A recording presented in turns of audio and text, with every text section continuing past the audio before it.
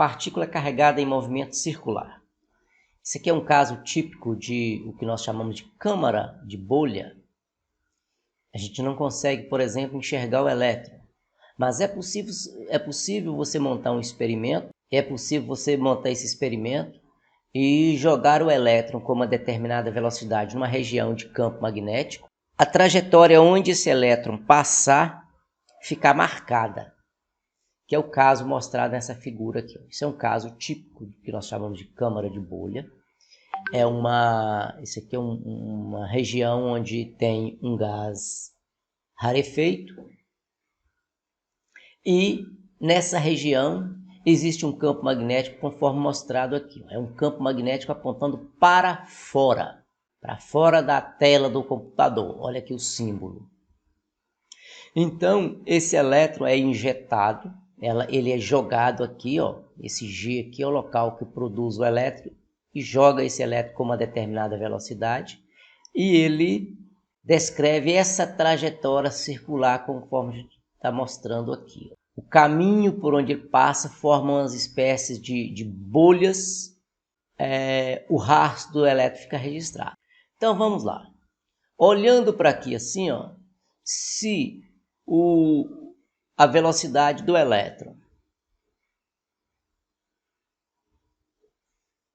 é essa velocidade aqui, ó,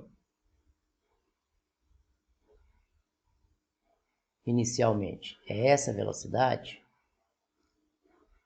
Se nós usarmos a regra da mão direita, então você vai pegar o seu polegar, indicar no sentido dessa seta, velocidade, pode ser aqui também, ó.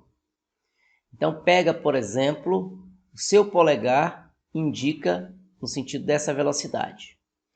Os 4 dedos que indicam o campo têm que ficar na posição apontando para fora da tela do computador. Como o elétron tem carga negativa, a força tem que ser saindo das costas da mão. Então, você vai mostrar aqui, por exemplo, vou desenhar aqui de novo. Está aqui o elétron, nessa posição aqui. A velocidade tem esse sentido. O campo tem o sentido apontando para fora.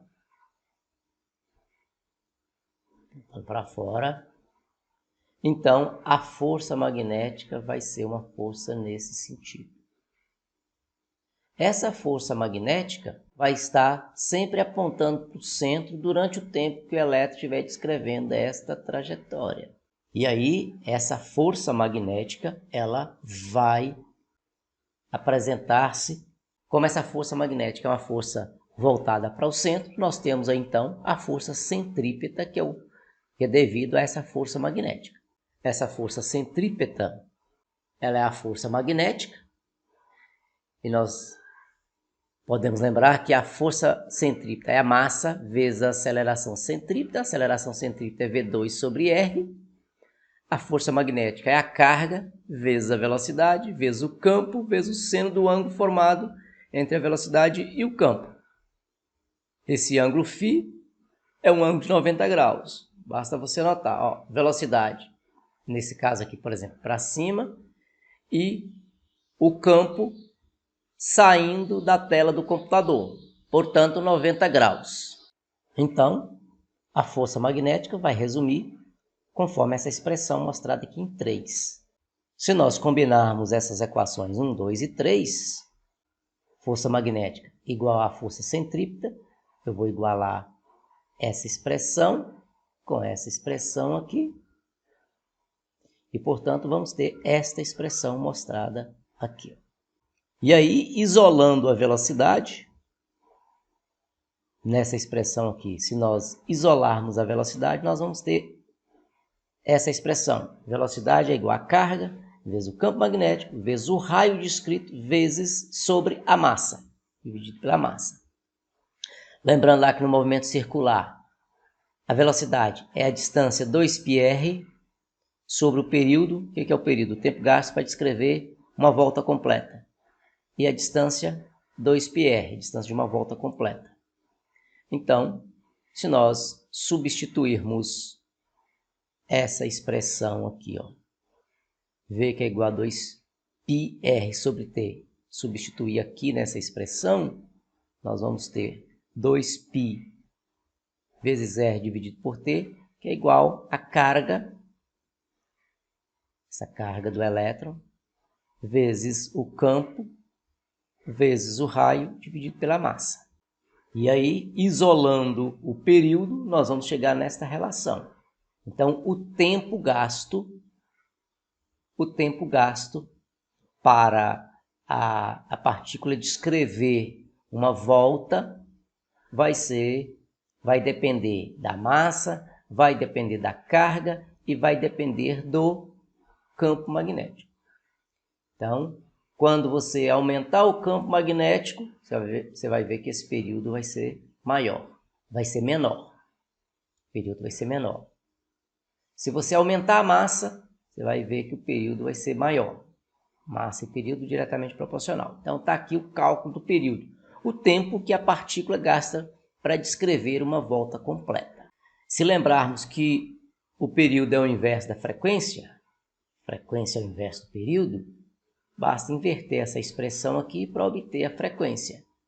Frequência com que esse elétron circula aqui. Esse é o cálculo da frequência.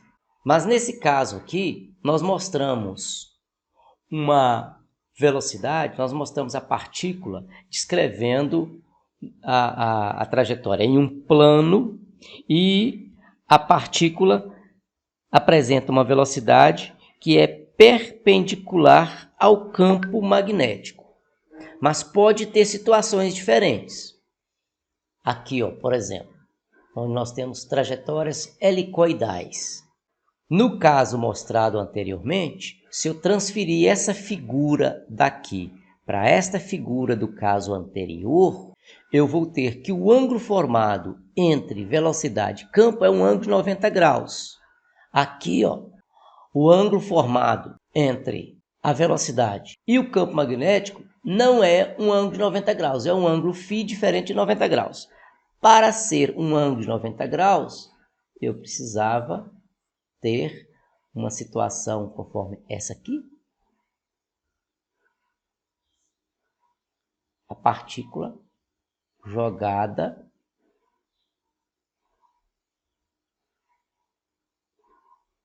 e ela fica o tempo inteiro descrevendo essa trajetória aqui. Só que aqui não, aqui o que foi mostrado é que a partícula foi jogada com uma determinada velocidade que forma um ângulo φ, então a partícula vai descrever uma trajetória conforme essa aqui assim. Então, será isso aí que nós vamos discutir aqui agora. Se nós pegarmos a componente vertical, dessa velocidade, nós vamos ter o Vy, que é o V seno de φ. Se nós pegarmos a componente horizontal, nós vamos ter Vx cosseno de φ. A componente vertical é aquela componente que mostra o campo e a velocidade perpendicular entre si. É o caso anterior. Digamos que um observador esteja olhando daqui assim. O que ele vai ver aqui, olhando nessa posição aqui, ele vai ver o elétron descrevendo a trajetória perfeitamente circular. É claro que, no caso de ser uma helicoidal, ele vai descrever uma trajetória que vai estar sempre aproximando desse observador. Mas se esse observador projetar essa trajetória num plano aqui desse lado, o que ele vai enxergar é uma trajetória circular projetada aqui. E para tratar essa trajetória circular, basta que usemos a componente vertical da velocidade, que é o caso anterior já discutido. Então, o tempo gasto para que a projeção dessa partícula aqui, ó, que é jogada dessa forma, formando um ângulo φ com o campo magnético. Então, se nós fizermos a projeção dessa trajetória aqui num plano, o que nós vamos V é uma trajetória circular cujo período é dado por essa expressão, já mostrado na situação anterior. Se eu quiser avaliar esse passo, a distância entre uma espira e a próxima espira, aqui eu estou chamando de passo essa distância aqui, ó. O passo vai ser a componente horizontal da velocidade, que é o Vx, vezes o período, o tempo gasto para descrever uma volta. E aí, o Vx é V cosseno de φ, e o período já discutido anteriormente, 2πm dividido por Q, dividido pelo campo magnético. Esse é o passo descrito pela partícula.